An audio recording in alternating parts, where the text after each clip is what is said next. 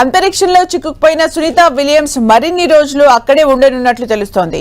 Boeing star liner వ్యోమనౌకలో సమస్యల్ని పరిష్కరించేందుకు ఇంజనీర్లు ప్రయత్నాలు చేస్తున్నారు.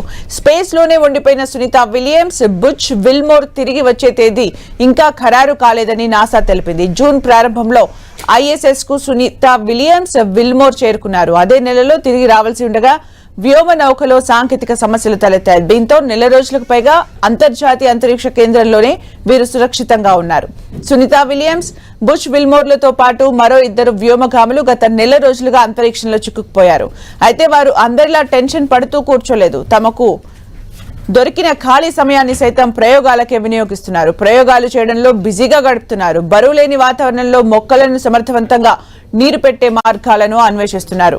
రూట్ మోడల్స్, వివిధ పరిణామాల మొక్కలు మైక్రో గ్రావిటీలో నీటిని ఎలా గ్రహిస్తాయో పరీక్షించే హార్మోనీ మాడ్యూల్లో 2 రోజంతా గడిపినట్టు నాసా తెలిపింది.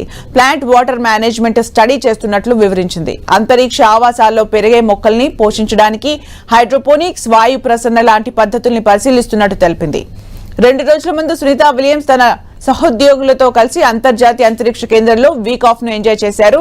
నాసా వ్యోమగాములకు వీక్ ఆఫ్ ప్రకటించడంతో వారు స్టార్ లైనర్ లోకి వెళ్లి సరదాగా గడిపారు. తమ కుటుంబానికి ఫోన్ చేసి మాట్లాడారు. గేమ్స్ ఆడుతూ అంతరిక్షం నుంచి భూమిని చూస్తూ సందడి చేశారు. 10 రోజుల మిషన్ లో భాగంగా సునీత, విల్మోర్ ఈ రోదసి యాత్ర చేపట్టారు. జూన్ 14వ తేదీన వీరిద్దరు భూమికి తిరుగు పయనం కావాల్సి ఉండగా స్టార్ లైనర్ వ్యోమనౌకలో హీలియం లీకేజ్ కారణంగా సాంకేతిక సమస్యలు ఎదురయ్యాయి.